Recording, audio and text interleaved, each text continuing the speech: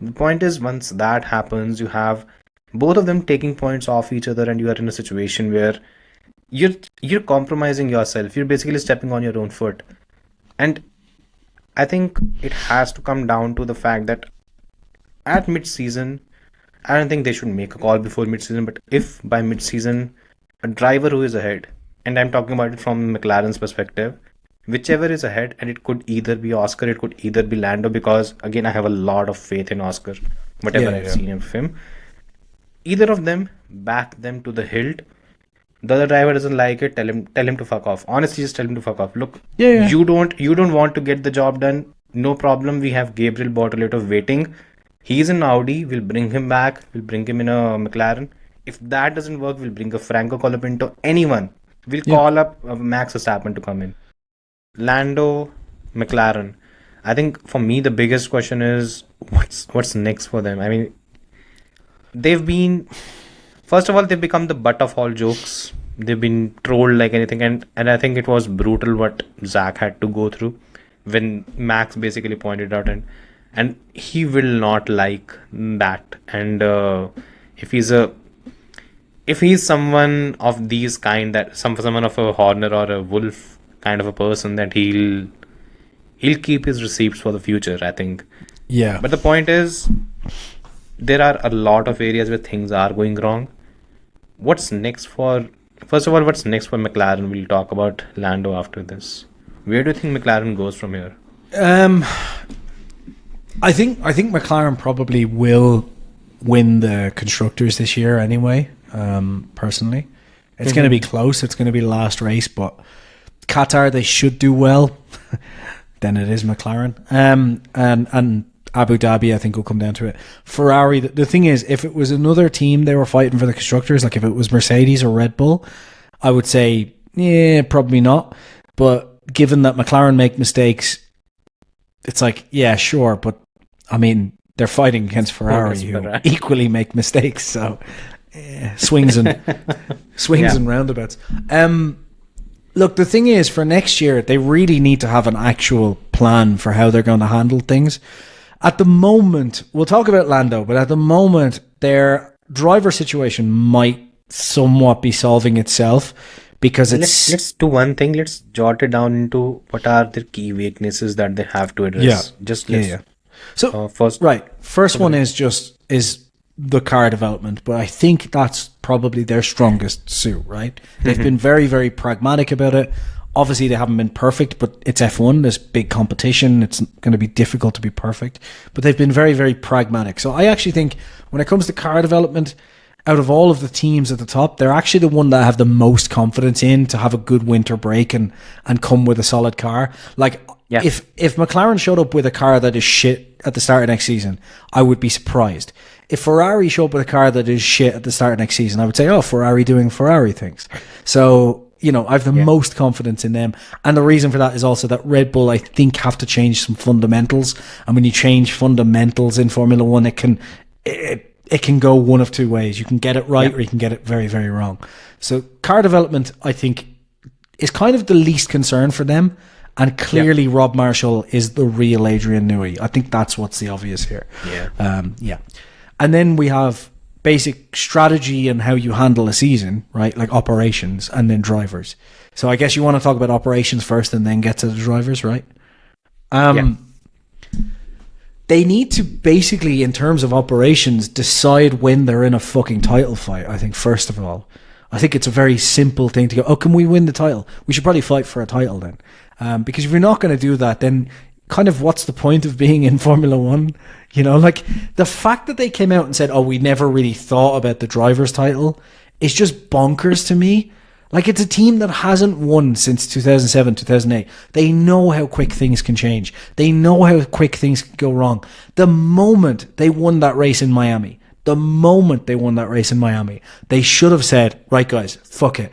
Let's just go for both titles. Let's see what happens. Put everything behind and say to the drivers, look, over the next 2 or 3 races, it's up to you guys to fight it out. And whoever of you is the strongest driver or leading in the next 3-4 races, we are backing them 100%. And whoever is leading is, they should have just gone all in on it.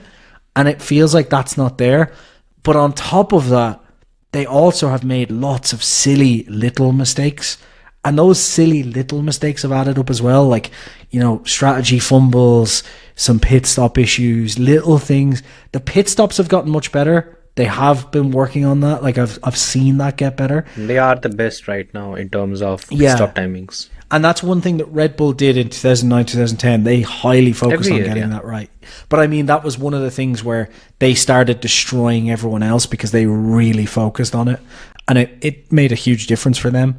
Because you don't want to be calling a strategy gamble and then coming in and not being sure that the pit stop is going to go well. So that's been good. Look, I think they will learn from the operational issues. Like, the race starts is not just Lando, it's been down to the clutch and stuff as well, right? I think those technical issues they'll fix. I think bringing in, like, learning from what they've done this season in terms of strategy calls will get better. My biggest concern for McLaren is just the actual drive to win a title. Like, that's the concern I have. Because it feels to me like there's not that overwhelming, like, this could be our last chance. And that needs to be like, you made a good point earlier. I was thinking Red Bull could write off next season, but you're probably right. That isn't in Red Bull's DNA. If there's a chance at the title, they're hunting for that title at all costs. And I don't think McLaren has that. And McLaren could really fuck that up. If they go into next season, they think to themselves, right, we have an outside chance, so we should focus on 2026. They could end up never winning a title again for another 10 years with that kind of thinking. I think for me, I think basically what you're trying to say is that then what it has shown this season is that the minerals are not there. To put it very bluntly. Like, they're not a team of winners. That's the whole problem. To put it bluntly, the killer instinct, that like underlying just instinct to just go for it at all costs isn't there. And it's like a team that's just trying to learn and figure things out. And it's like, you need to go for it. And if you make mistakes and you fuck up, that's just part of the journey. Like, you can't. Yeah. And not going for the driver's title this year, that it seems to me like a wasted opportunity. I think there are moments this season where it just appeared that Lando was alone in that team, and no lead driver should ever be in a position where he feels that. But I think even looking from outside, you could just see what happened in Hungary, where he was forced to do that. What happened in other races where Oscar got the jump on him, the strategies compromised him, and he's the one defending the team. The thing is, he can defend the team, but sometimes what happens is those errors and something they lead to a driver trying to overcompensate, and then errors creep in, and then you're the one standing there, and if the team defends you or not, more often than not, you're the one who's more in front of the media than the team. Yeah. And that's the Constantina effect that you have to avoid. And that's something that I think this is something that stands out in the title reigns or dominance that we've seen in Formula One in general. Lewis had a Toto Wolff and a Niki Lauda standing by him pretty much all the time throughout that era. Vettel had a Helmut Marko, who was, to be honest, again, he has his moments of being a complete asshole. But to be honest, there were moments that I think him being there and him guiding him in areas where I think Vettel specifically pointed out in 2013, where he lost the win to Hamilton in Hungary, and he got a dressing down from Marko because he said that you could have won that race, and you weren't strong enough. He wasn't. I think he was unable to overtake Jenson Button, and that cost him the race win. Yeah. And from that point onwards, Vettel went on to win 9 consecutive races, a record at the time. You need those kind of people that a driver can fall back on.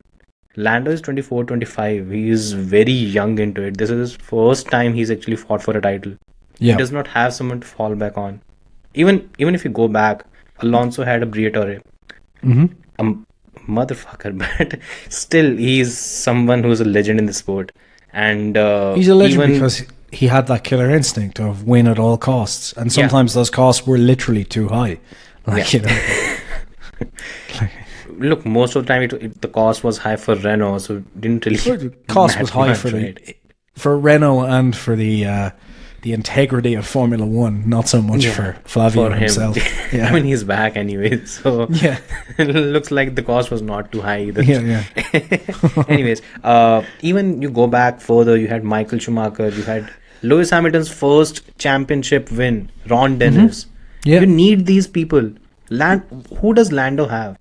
And I think this was something that hampered Vettel as well during the Ferrari time, where I think he was a lone warrior who looked for allies, and there were no allies that were present there to actually, he couldn't really marshal his troops. Yeah. That's what Lando is struggling with I think now. I think the thing, like Vettel at Ferrari, you always felt like basically if any driver comes in and beats Vettel for even a few races, Ferrari's confidence and focus will just move to that driver. And then we saw exactly that happen when Leclerc came in. You know, literally within like 5 races, Ferrari were just, oh, we're the Leclerc team now.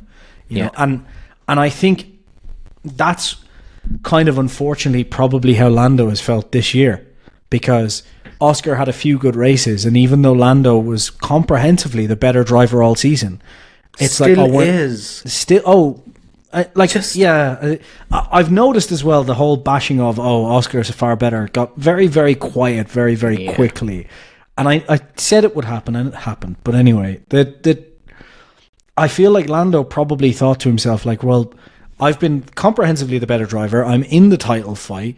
Like, what? You know, I've lost a couple of races to a teammate, which everyone does at points. And all of a sudden it's like, oh, well, we don't favor either driver. And it's like, guys, if you're Lando, who literally turned down a Red Bull seat to stay with McLaren, and then McLaren's like, oh, well, we're not backing you for the title, you've got to feel like, well, enough. And if we talk about the drivers, I think that, for me, is going to be the biggest question of next year. Because if Lando wants to be a world champion, he basically needs to turn around next year and go, oh, I'll help the team as long as the team's helping me. But the moment the team turns around and says, Lando, we need you to help Oscar, no, like, tell him to help himself. That's who he needs to be next year, because it's obvious that McLaren are going to back themselves, and they're going to hope that the drivers just kind of figure it out. That's basically where they're at. And that's why unless they have the fastest car or their competition is Ferrari, it's going to be tough to win a championship. I think the problem that I see is you have teams that back the driver, and then you have teams that hope the driver is going to do the job for you. Yeah. And I think other than Red Bull, I think neither of the top 3 teams are in a situation where they are backing the driver. They are saying that you're the future, we are building the team around you, let's go for it.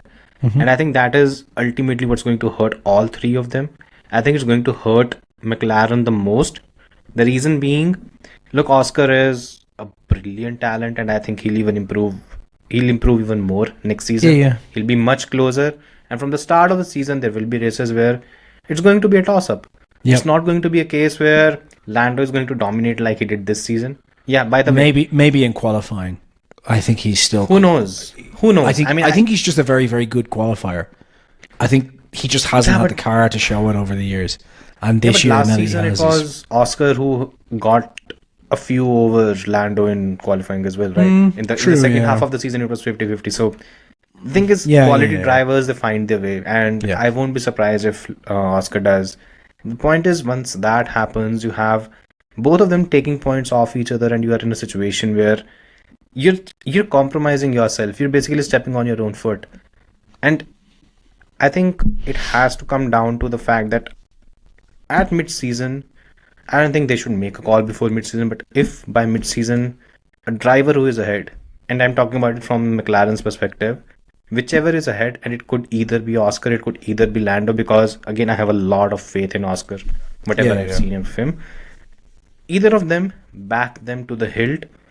The other driver doesn't like it, tell him to fuck off. Honestly, just tell him to fuck off. Look, you don't want to get the job done, no problem. We have Gabriel Bortoleto waiting. He's in Audi, we'll bring him back, we'll bring him in a McLaren. If that doesn't work, we'll bring a Franco Colapinto, anyone.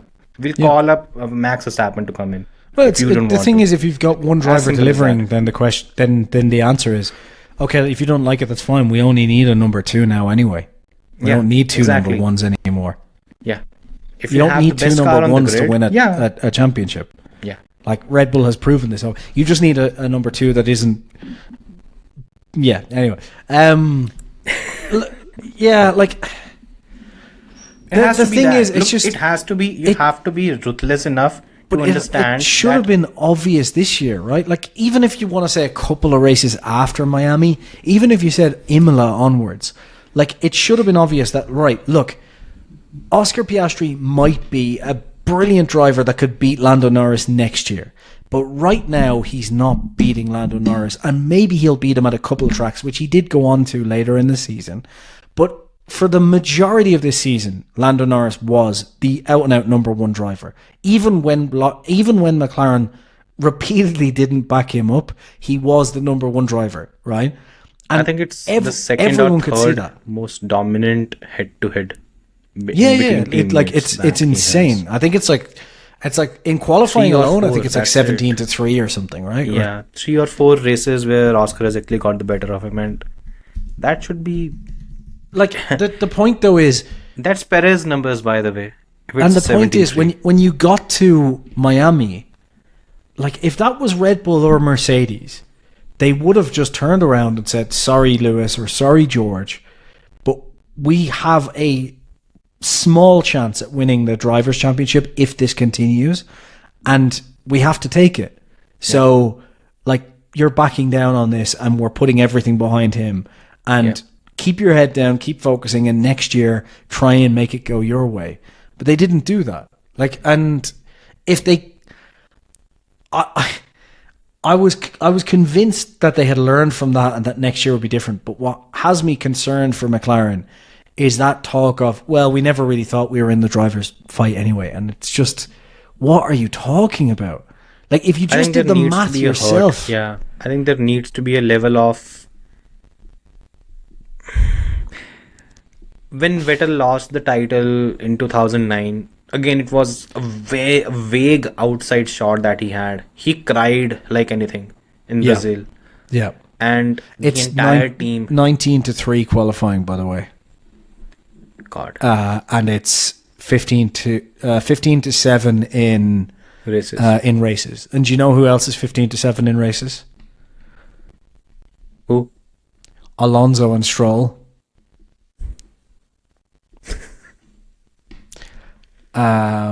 Just, Hulkenberg and Magnussen are 15-4.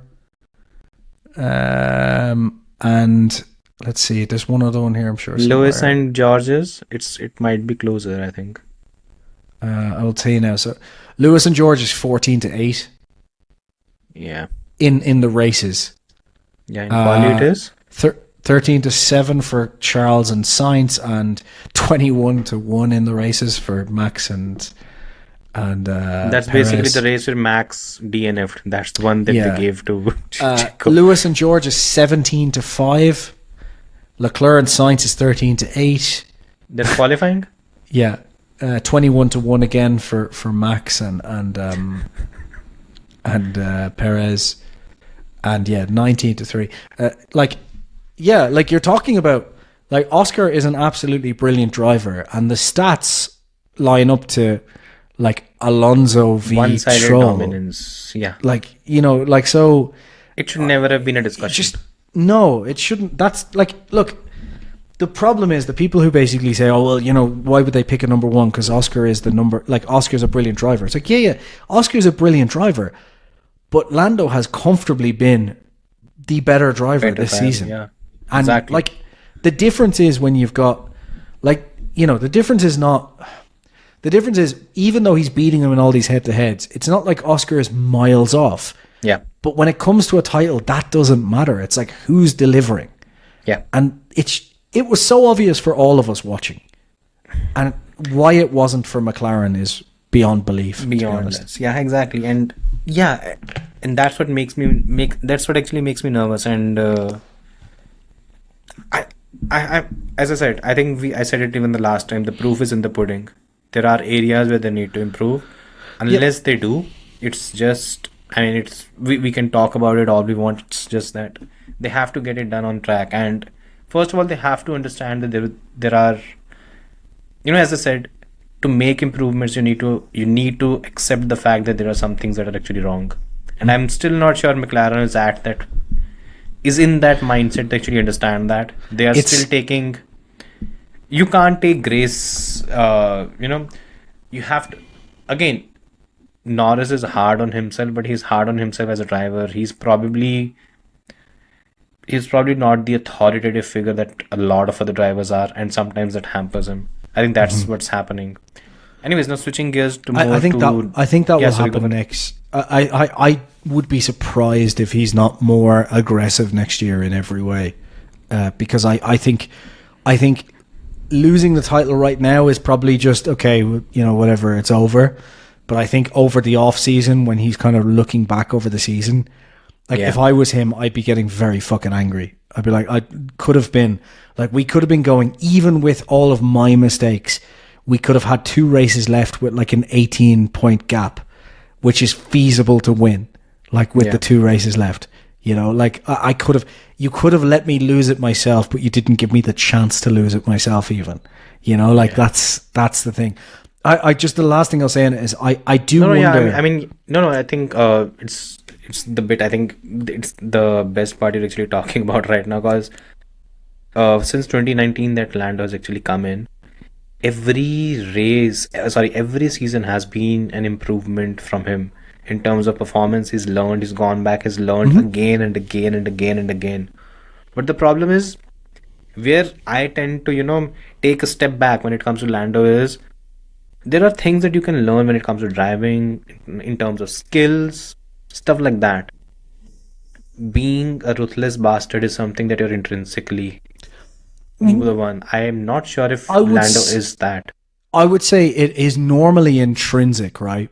But from my own experience in business and other things, when you get shafted or when someone's really a prick to you and things go wrong like that, it can be kind of drilled into you over time.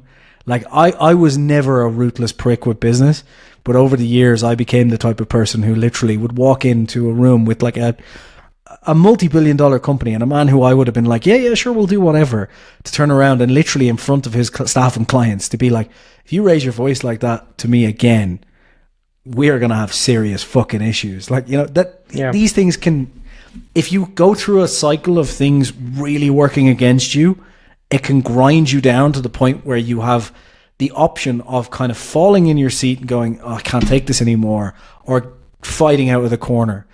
And if he could come fighting out of the corner and the ruthlessness, McLaren could make him their worst enemy, where literally because of what happened this season, next season when he gets asked to swap around with Piastri, it's no, go fuck yourself. That could happen. That's not happening. Probably not. Next season it's just the thing is, next season is going to be a title battle, and I don't think either of the drivers will be willing to leave even a single point on the table. No, but I think at some point, McLaren could have a situation where they have to ask for team orders, and I think that genuinely after this season, I would be very surprised if either driver is willing to push for team orders. Yeah, it's I think both managed. drivers will be like, look, no.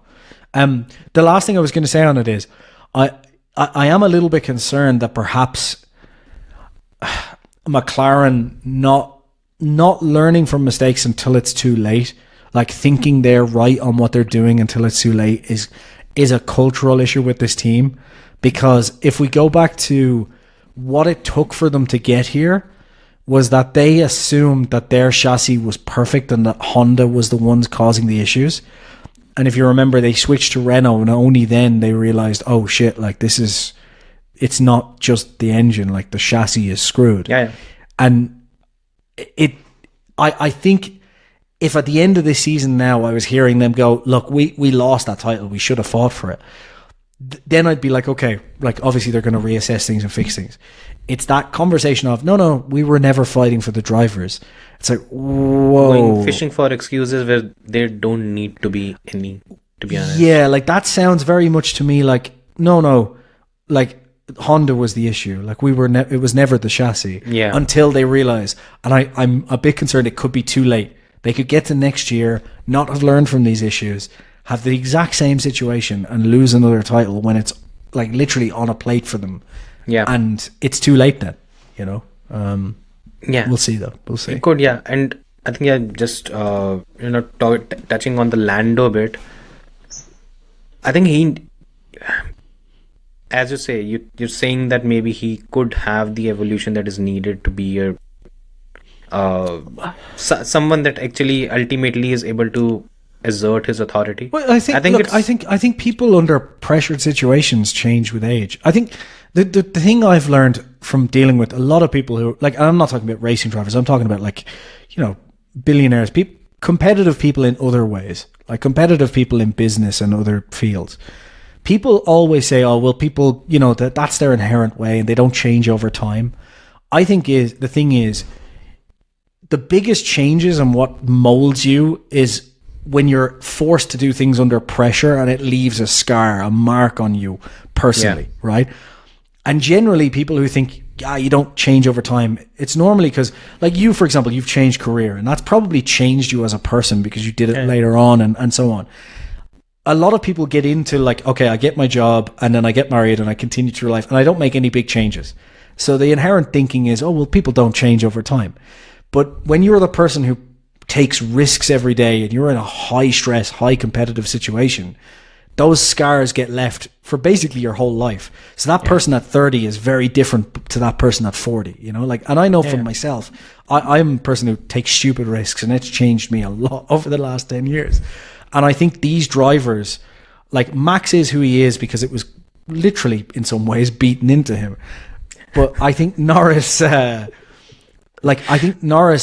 been in the pressure where his whole life is to win a title. And I think it being Is it the case? Because the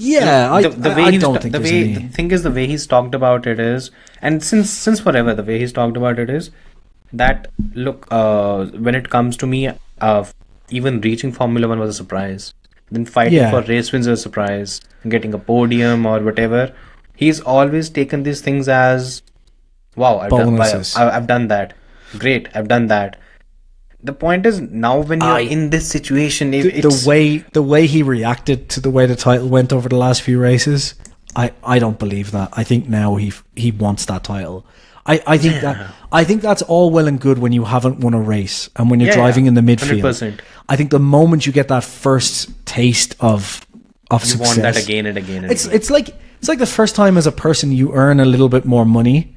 Yeah. And if you ever go from having money to not having money, like being broke sucks, but when you've been well off and you go to being broke again, that's the worst feeling in the world. Like you just feel useless. And I've been there a couple of times and it's horrible. And I imagine for these drivers whose whole life revolves around this competition, when you have a sniff at it and you can literally put kind of one hand towards it and it gets snatched away, and it's not even snatched away by the competitor, it's snatched away by your own fucking team. Surely that's got to scar him. Like, surely that's got to change him. And if it doesn't, I'll be very surprised, to be honest. Like, it has to. It should, but no, I think it will. I have to see it. I don't think it will. I'm Maybe. slightly, The thing is, I've not seen the sparks that I see with a Russell, the sparks that I see with an Oscar, honestly. That inner asshole, and I think that's inherent, and I think some things are inherent when it comes to it. Sure. What Lando has is natural pace, and look, if it comes down to a title battle where he's fighting Oscar alone, I think he might even beat him. That won't come as a surprise for me. Yeah. But when it comes to being a bit of having that chip on your shoulder, something that Rosberg had, the reason why he dragged Lewis to the last race of the season twice. It's that intangible that is, it can be beaten into you. You can adapt yourself to be there. It's until you see it, you do not really take something like that for granted. As I said, fat people becoming slim is not an everyday thing, right? You're fat because you are indisciplined at the end of the day, and that's just the whole. Yeah. And No. that- I mean, that's one basic example. Why are you body shaming people? Being fat is healthy now. Have you not heard this? Look, I know I'm not healthy. I know I'm fat, so I'm basically body Listen, shaming myself. I've been, my weight's fluctuated over the years. One of my favorite things was a friend of mine who's like, he's very overweight, and he's like, yeah, I know it's unhealthy. It'll probably kill me earlier, but to be honest with you, it's life with cakes or without cakes, and fucking, I want cakes. I'm like, cool, fine, yeah, whatever. Yeah. Sounds good. Have some cakes, man. But he even says, he's like, let's not pretend it's healthy. Like, Yeah. I mean, let's that's not the whole pretend it's bit. healthy. That's the whole bit, Yeah. right? It's just Yeah. that. I mean, You can accept something, you can be okay with something, and people shouldn't treat you like a fucking weirdo because of it. Yeah. Like, but let's not all. It's like smoking. Like, it's not like people go, well, if it's his decision to smoke, so we shouldn't tell him it causes cancer. It's like, what are you talking about? Like, Yeah, exactly. Anyway. I mean, Sorry, that's off topic. I know. I mean, I completely went off track. I know. Again, next season, look, for the what I feel is currently the conundrum that Lando faces is he looks at a team at which he does not have much confidence. To be honest, he can continue to say in front of the media that I back my team, this, that. It's not happening. Then he has a teammate he's bloody good. He might even be the next world champion that we have, and he's continuously getting better. Mhm. There are far too many distractions within his team, and you do not want that. As again, Peter Windsor said this thing, and he says a lot of nonsense as well, but he's actually spot on when it comes to this. He was talking about, I think I've said it quite a few times here, about the 2022 championship, where he said that Leclerc can never beat Max. Because Leclerc is not only fighting Max, he's fighting his team, he's fighting the Yeah. nonsense that they deliver. Mhm. He said that only 50% of Leclerc's brain is actually trying to fight with the 100% of Max's brain. And Yeah. that's a mismatch. And I think that is something that's going to... I think by mid 2025 we'll know which way, or maybe by the end of 2025 we'll know which way Lando's career is going. Because Yeah. if he's winning the championship, I think he's going to stick with McLaren. But if there is a sign, it's going to go either way. I'm pretty Yeah. sure it's going to go either way because he's going to demand loyalty, because he's shown loyalty to the team.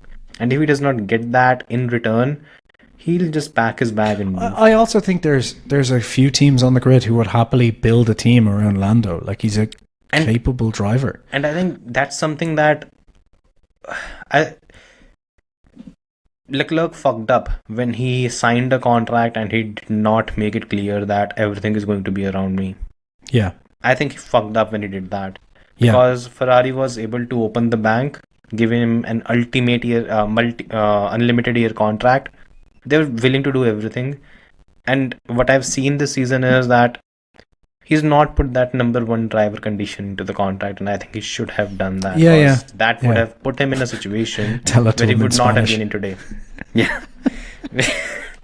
Where he would not have to request his team to talk to his teammate in Spanish. Yeah. More on that Oh. later. Yeah. Look, I think honestly, if we get to the halfway point of next season and Lando is in a title fight and they're not causing, like, if Lando's in a title fight and he is comfortably beating Oscar Piastri in the title fights with someone else, and we get to the halfway point of the season and the team's still going, well, we'll see about team, or we'll talk about. Yeah. I can see that as Lando just calling up another team, being like, hey, you looking for a driver? Like, I'm out of here. Go to Audi. Go to Audi. That said, build around them. That said, I also said the same thing about Leclerc a few years ago, and he's still there. So That's the thing, man. That's what I'm saying. These it's like being either you are an asshole or you're not.